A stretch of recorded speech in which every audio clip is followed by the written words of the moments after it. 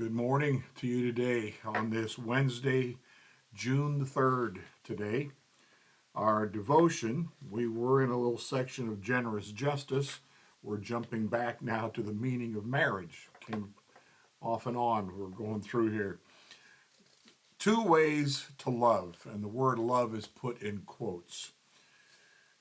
1 John 4:19, we love because he first loved us. In other words, he started it, we caught it. One of William Blake's songs of experience shows in the most striking way that there are two ways to conduct a romantic relationship.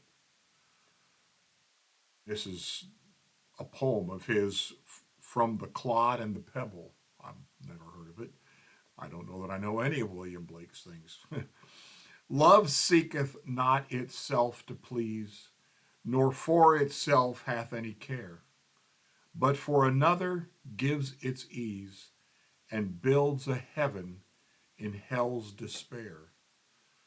Love seeketh only self to please, to bind another to its delight, joys in another's loss of ease, and builds a hell in heaven's despite.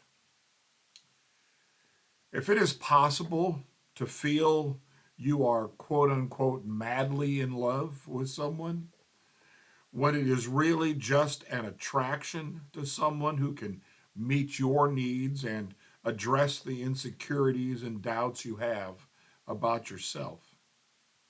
In that kind of relationship, you will demand and control rather than serve and give. The only way to avoid sacrificing your partner's joy and freedom on the altar of your need is to turn to the ultimate lover of your soul. He voluntarily sacrificed himself on the cross, taking what you deserved for your sins against God and others. On the cross, he was forsaken and he experienced the lostness of hell, but he did it all for us. Because of the loving sacrifice of the Son, you can know the heaven of the Father's love through the work of the Spirit.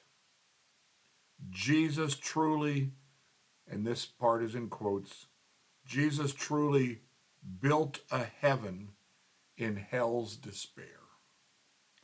And fortified with the love of God in your soul, you likewise can now give yourself in loving service to your spouse. Two ways to love. One of those ways I assume we captured here was that we love ourselves. We love ourselves first. We expect that our spouse is going to want to cater to us, is going to want to meet all of our needs, kind of thing. And that's a selfish love. It's not really love at all. It's so selfish. The other is that instead of expecting someone else to love you primarily and at the top of the list, it's the other way around. You love them primarily. They are at the top of your list in loving. Two ways to love. One is to expect the love, the other is to give it.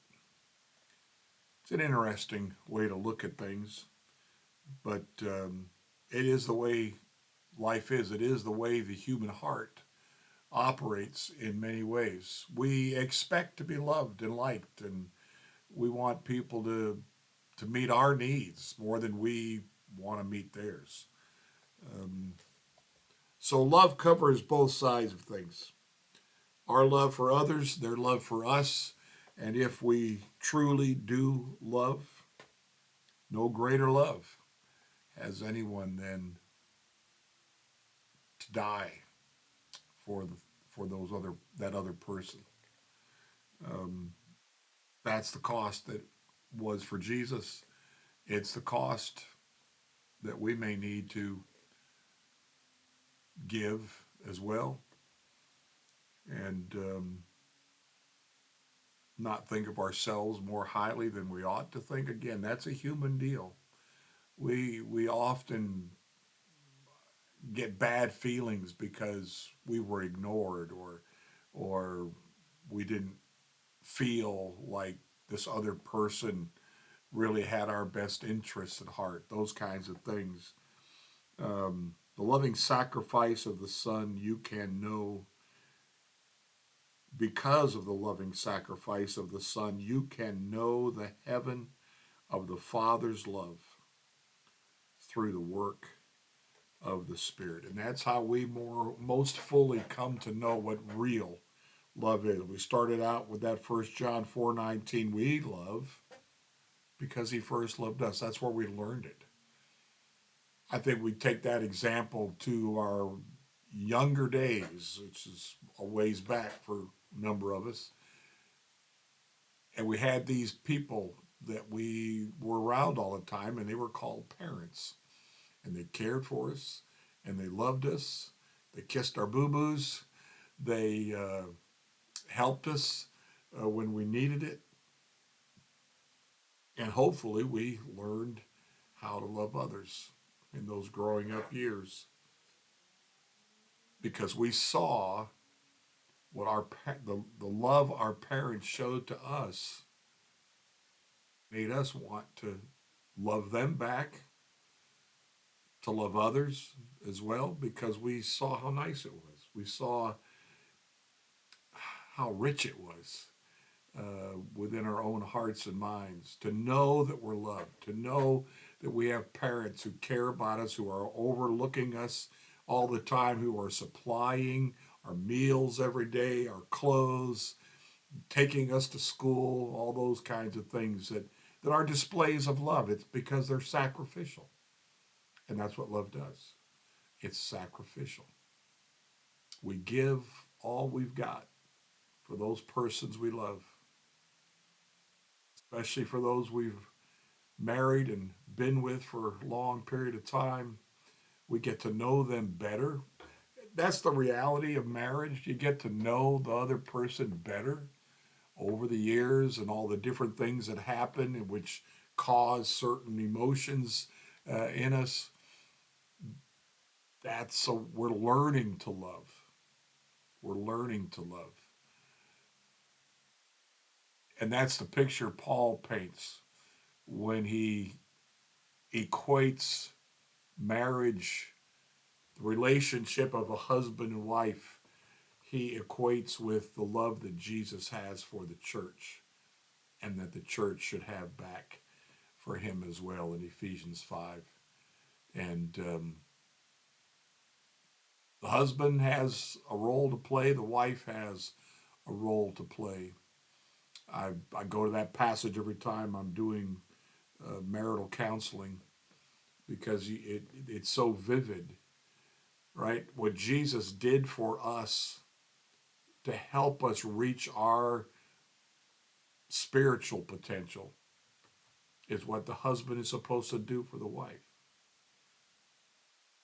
He is to love her as much as possible, and he wants to see her grow in the faith, grow in the knowledge of Christ, grow just as Jesus wants the people in his church, the saints in his church, to grow and to grow stronger and to improve in a sense. And that picture is captured in that passage in Ephesians 5. It's a process of learning, it's a process of growing. It's a process of saying no to maybe what we used to be. And in this marriage relationship now, we're learning there are things that we want to give a yes to. We want to help that other person in our relationship to grow and be better, because when we do that, we receive in return. Again, it's part of love, helping one another to grow, to learn, to become different, to become more like Jesus, to answer tough questions, to go through difficult times. It's one of the ways we love, and we learn to love. When we have those people in our lives who have those great needs, we respond to it just as Christ would to his church, the church that he's building, the church against which the gates of hell will never prevail. And I think as we do enter into marriage, again, these are entitled The Meaning of Marriage. We take those vows seriously, I hope. And we know that in marrying this person in front of us that we're taking our vows with, that we are going to want to love this person. We are going to want to do all we can for them and to have them as our partners for, well, until death do us part, as the old wedding vows go. So blessings to you today. Let's make loving one another, not just in a marriage, but in our neighborhood, in our churches, in our families overall, how we can love them in such a way that they're blessed, that they're strengthened, and that they're encouraged. And in that process, we will be blessed, we will be strengthened, we will be encouraged. So blessings to you today on this Wednesday.